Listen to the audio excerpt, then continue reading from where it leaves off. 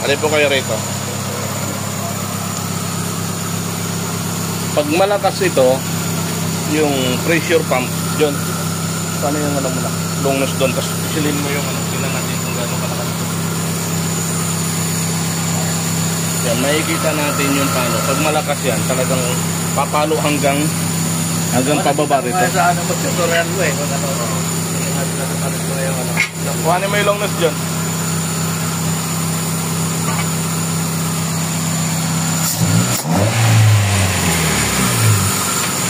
Tingnan mo kung gaano katakas yan. Sige nga. Napiga mo na yan? Oo yan. Okay. Sige na, ipiga mo ng gusto. Wala. Hanggang dyan lang yun. Sige. Wala na. Dapat yan, papalo talaga hanggang baba. Pero medyo malakas pa. Pero hindi na siya katulad na pagbago, talagang bigay. So, yan na muna ang unahin natin gagawin, ha? Papalitan ko yun. Papakita ko sa'yo yung after na. Ito yung before. Tapos yung after, papakita ko mamaya. Sige, bagong fuel pump na natin yan.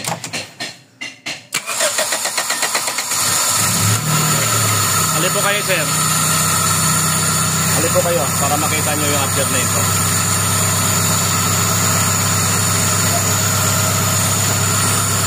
Di ba pag sinagad yun, hanggang 70 lang yun yun? Sigay mo nga, tingnan natin kung hanggang saan yan. Sige. Hop! Saan yun, palo? Hindi ka ron. Di ba hanggang dito lang siya? Hanggang 70 lang siya.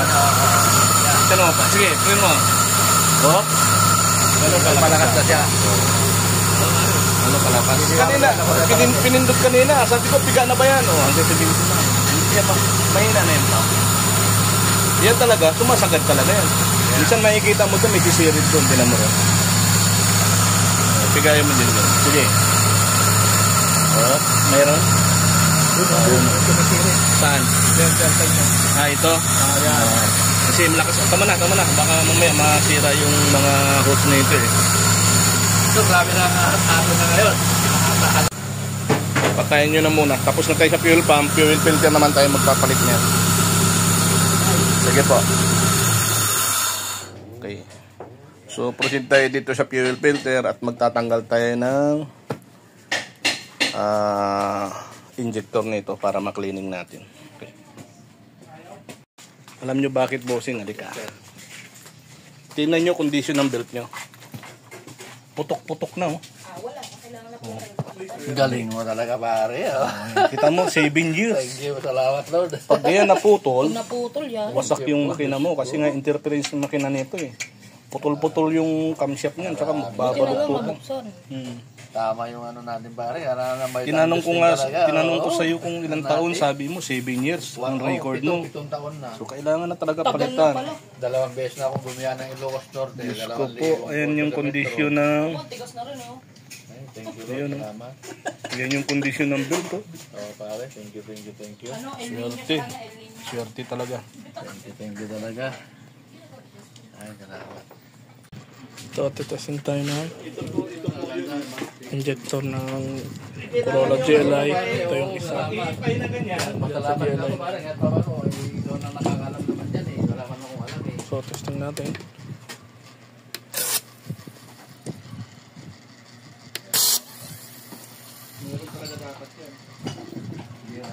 Ba't kaya nila ginagawa, pare?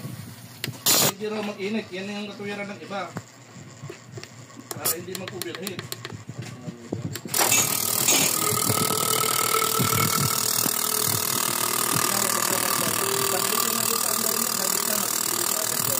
Yung mag-normal ka agad yung direksyon niya. Okay na, hindi na yung diretso sa 14 nila sa mag-stay sa 14.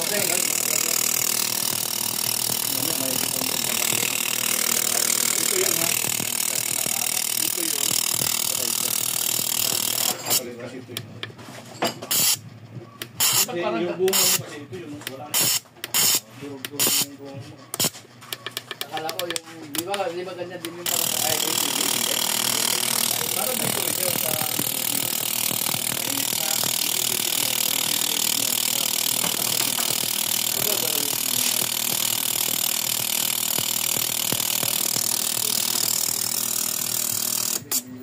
Inalis mo na, pare. kinover. Ano nakit nila? Silikon sa kanya.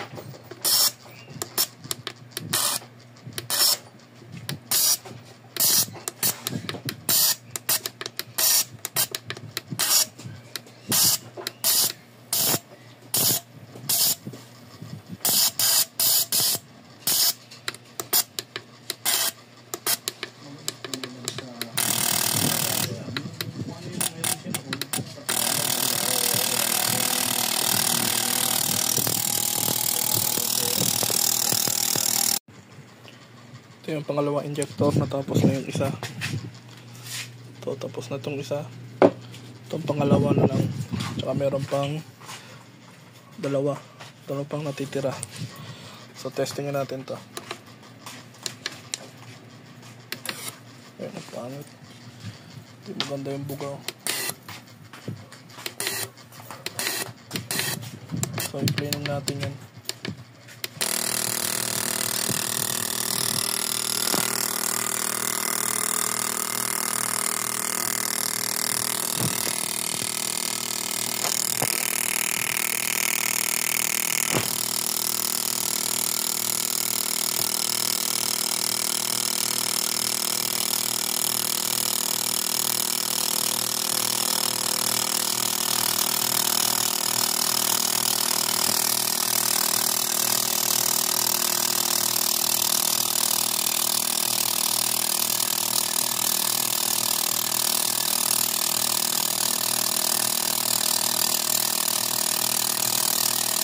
Importante malinis yung daan ng Kiwi. Ito na yung pangatlo. Tapos na yung dalawa. Bali isa na lang natitira ang injector. So testing ulit. Patakata ako, marami pa akong baryo lagi. Wala naman ang baryo ngayon. Pintuan na rin. Namalagay na rin. Mayroong ako supplier ng yung nangangalakal.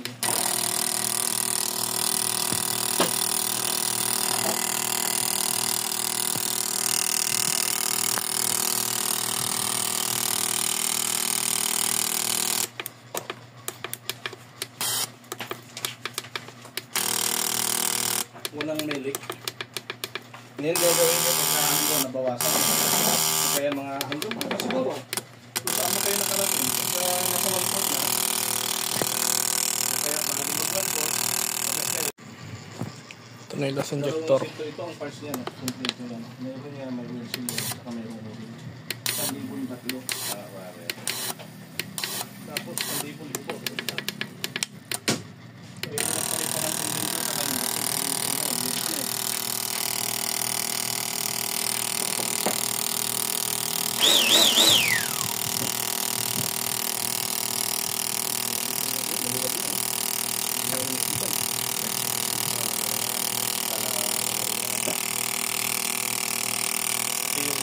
Pinatay ko lang, 2 taon yun. Puto, hindi nasira yung thread. Ay, ano na, nagkikalog na. Yan, so, sigurkin mo mabuti po. Dito ko lang yung butas. Dapat meron. Yeah. So ito na yung mga pinalitan dun sa Toyota GLI. Yan, palit ng mga filter, fuel pump, tapos engine PMS na rin. Timing belt lahat. Timing belt. Yan, Tapos idle issue.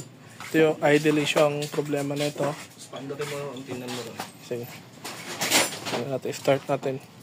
Yung full start niya, hindi naman ko kaya kasi mainit siya. Kanina, nag-full start naman tayo ng testing.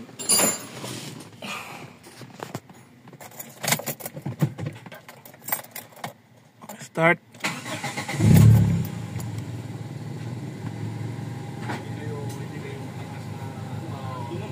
Yan ang idle niya pagka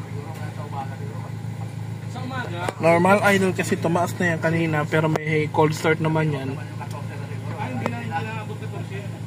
So aircon natin. Kasi pagka malamig, mag-u-open ulit yun. Mataas pa yan yun.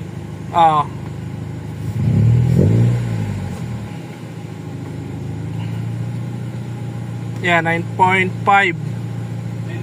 Okay na kay sir, so yun. Okay na sa akin. 9.5 tapos pag... Naka-aircon na yan, ano?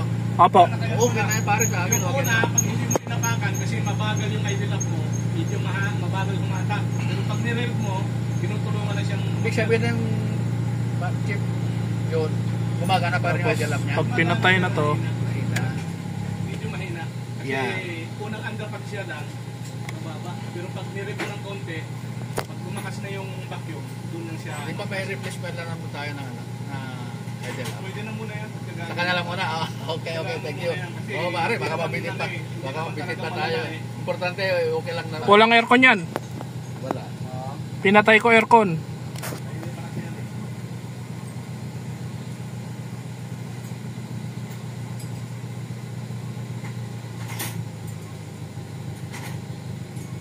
8.5. So na.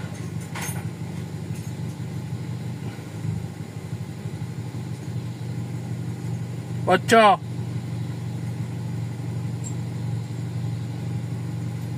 Aircon mo, kasi magbabago aircon yan. Ulit mo ng konti. Bago. 8. 8.5.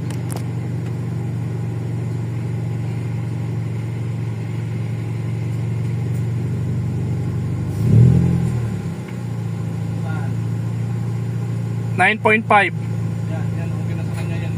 Patayin mo yung aircon.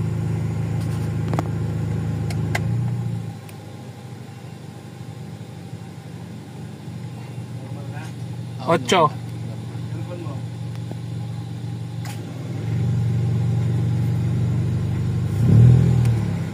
Ayan, medyo mabagal na kasi yung idle up ni sir. Kasi nga, yung valve ko, ay,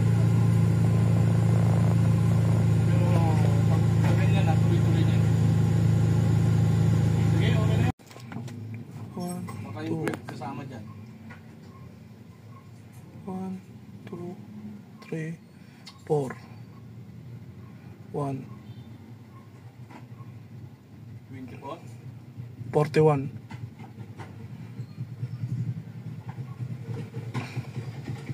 22. 21 tsaka 22. 41 tsaka 22. Sige, natarikot ba? Ah, Tayo mo. yun na.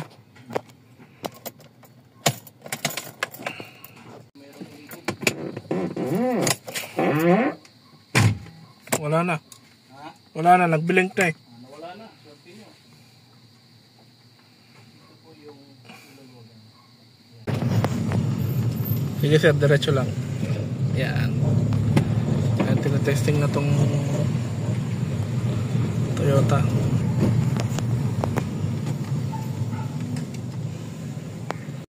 Sir, ay tatanong ko lang kung nagawa ba natin yung mga gustong pagawa dyan sa GLI mo? Nag-ayos ba? May improvement ba? Sobrang improvement, pare. Naayos na lahat yung mga gusto ko na ano, nararamdaman na sa tiyan ko. Okay siya. Magaling ngayon gumawa. Salamat sir, salamat sa Magaling, tiwala. Super galing. Eh, si sir ay taga San Jose del Monte pa. Ali sir, salamat po sa Okay. tiwala. Ang kotse ni Buso. Okay, pare, okay. Formato, parang binata.